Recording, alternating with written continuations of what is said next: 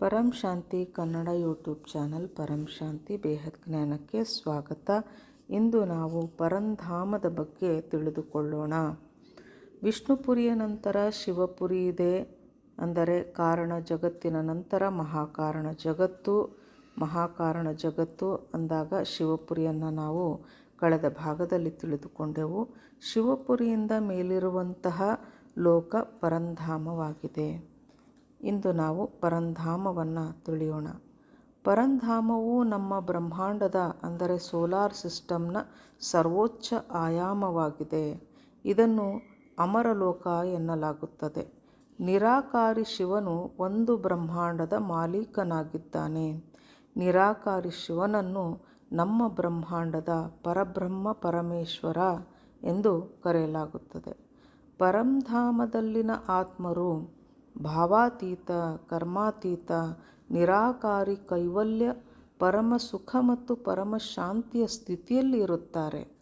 ನಿರಾಕಾರಿ, ಆಕಾರಿ ಮತ್ತು ಸಾಕಾರಿ ಇವು ಶಿವನ 3 ರೂಪಗಳಾಗಿವೆ.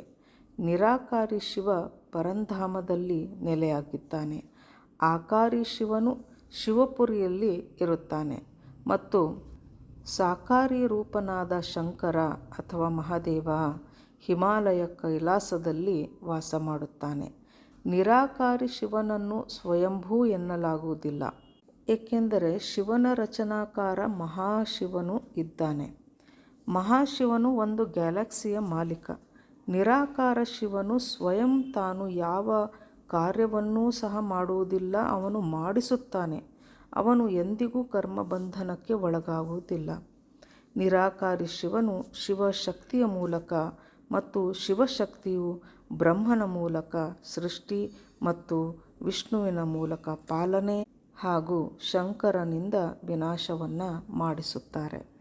ಪರಮ ಪ್ರಕಾಶದಿಂದ ಸೃಷ್ಟಿಯಾದ ಆತ್ಮರು ಮಾತ್ರ ಪರಂಧಾಮಕ್ಕೆ ಬರಲು ಸಾಧ್ಯವಿದೆ. ಪರಮ ಆಕಾಶದಿಂದ ರಚನೆಯಾದಂತಹ ಆತ್ಮರು ಪರಂಧಾಮಕ್ಕೆ ಬರುತ್ತಾರೆ. ಆತ್ಮರು ಇಲ್ಲಿಗೆ ಬರುತ್ತಿದ್ದ ಹಾಗೆ ಪರಮ ಪ್ರಕಾಶದಲ್ಲಿ ವಿಲೀನವಾಗಿ ಬಿಡುತ್ತವೆ. ಶಿವನಿಂದ ಹೊರಟ ಆತ್ಮಗಳು ಶಿವನನ್ನೇ ಸೇರುತ್ತವೆ. ಅವುಗಳ ಪಯಣ ಅಲ್ಲಿಗೆ ಬಂದು ಮುಗಿದು ಬಿಡುತ್ತದೆ. ಮುಕ್ತಿ ಬಯಸುವ ಆತ್ಮ ಪರಂಧಾಮದಲ್ಲಿ ಶಿವ ಪರಮಾತ್ಮನಲ್ಲಿ ಸೇರಿಕೊಳ್ಳುತ್ತವೆ. ಅಲ್ಲಿಗೆ ಅವುಗಳ ಅಸ್ತಿತ್ವ ಸಮಾಪ್ತಿಯಾಗುತ್ತದೆ. ಶಿವನ ಆತ್ಮಶಕ್ತಿ ಕ್ಷೀಣವಾದಾಗ ಶಿವನೂ ಸಹ ಸಾಮಾನ್ಯ ಜೀವನಾಗಿ ಬಿಡುತ್ತಾನೆ ಎನ್ನುತ್ತಾರೆ ಬಾಪೂಜಿಯವರು. ಮತ್ತೆ ಶಿವನು ಪುರುಷಾರ್ಥವನ್ನು ಮಾಡಿ ಪುನಃ ಶಿವನಾಗಲು ಪ್ರಯತ್ನಿಸುತ್ತಾನೆ. ಅಂದರೆ ಆತ್ಮಶಕ್ತಿ ಕ್ಷೀಣವಾದಾಗ ಶಿವನೂ ಸಹ ಜೀವನಾಗುತ್ತಾನೆ. ಈಗ ಆ ಜೀವ ಕೇವಲ ಆತ್ಮನಾದಂತಹ ಶಿವನು ಪುರುಷಾರ್ಥ ಮಾಡಿ ಪುನಃ ಶಿವನಾಗಲು ಪ್ರಯತ್ನ ಮಾಡುತ್ತಾನೆ. ಮೇಲಿನ ಆಯಾಮ ಅಂದರೆ ಬ್ರಹ್ಮಾಂಡಗಳಿಂದ ಬಂದಂತಹ ಆತ್ಮರ ಪಯಣ ಅವುಗಳು ತಮ್ಮ ತಮ್ಮ ಸೃಷ್ಟಿಕರ್ತನನ್ನು ಸೇರುವವರೆಗೆ ಅವುಗಳ ಪ್ರಯಾಣ ನಡೆಯುತ್ತಲೇ ಇರುತ್ತದೆ. ಗ್ಯಾಲಕ್ಸಿ ಮತ್ತು ಯೂನಿವರ್ಸ್ಗಳಿಂದ ಬಂದಂತಹ ಆತ್ಮಗಳು ಪರಮ ಪ್ರಕಾಶ ಅಂದರೆ ಪರಮ ಲೈಟ್ನಿಂದ ಸೃಷ್ಟಿಯಾಗಿದ್ದು ಅವು ಪರಂಧಾಮಗಿಂತ ಮೇಲೆ ಗ್ಯಾಲಕ್ಸಿ ಮತ್ತು ಯೂನಿವರ್ಸ್ವರೆಗೆ ಹೋಗುತ್ತವೆ. ಅಂದರೆ ಒಂದು ಸೋಲಾರ್ ಸಿಸ್ಟಮ್ನ ಮಾಲೀಕ ಶಿವ.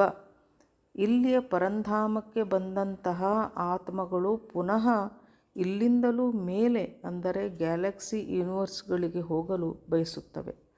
ಕೊನೆಯಲ್ಲಿ ತಮ್ಮ ತಮ್ಮ ರಚನಾಕಾರ ಅಥವಾ ಸೃಷ್ಟಿಕರ್ತ ಮಹಾಶಿವ ಹಾಗೂ ಪರಮ ಮಹಾಶಿವನಲ್ಲಿ ಹೋಗಿ ಲೀನವಾಗುತ್ತವೆ. ಒಂದು ಗ್ಯಾಲಕ್ಸಿಯ ಮಾಲೀಕನನ್ನು ಮಹಾಶಿವ ಹಾಗೂ ಯೂನಿವರ್ಸ್ನ ಮಾಲೀಕನನ್ನು ಪರಮ ಮಹಾಶಿವ ಎನ್ನುತ್ತಾರೆ ಬಾಪೂಜಿಯವರು. ಅಂದರೆ ಪ್ರತಿ ಆತ್ಮ ತಮ್ಮ ತಮ್ಮ ಸೃಷ್ಟಿಕರ್ತನನ್ನು ಸೇರುವವರೆಗೆ ಆತ್ಮಗಳ ಪ್ರಯಾಣ ಸಾಗುತ್ತಲೇ ಇರುತ್ತದೆ ಎನ್ನುವುದನ್ನು ನಾವು ಅರ್ಥ ಮಾಡಿಕೊಳ್ಳಬೇಕು. ಅಂತಂದರೆ ಆತ್ಮನಲ್ಲಿ ಎಷ್ಟು ಪವರ್ ಇದೆಯೋ ಅಷ್ಟು ಆತ್ಮ ಮೇಲೆ ಹೋಗುತ್ತದೆ ಹಾಗೂ ತನ್ನ ರಚನಾಕಾರ ತನ್ನ ಸೃಷ್ಟಿಕರ್ತನನ್ನು ಸೇರುವವರೆಗೂ ಆತ್ಮನ ಪ್ರಯಾಣ ನಡೆಯುತ್ತಲೇ ಇರುತ್ತದೆ. ಪರಂ ಶಾಂತಿ.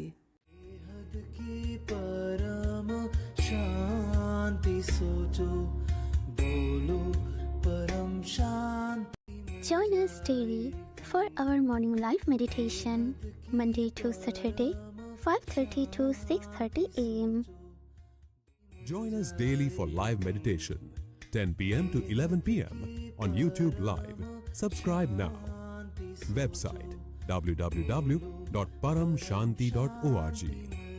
Email us anand@paramshanti.org. Like, share, subscribe. Join today. बेहद की परम शांति सो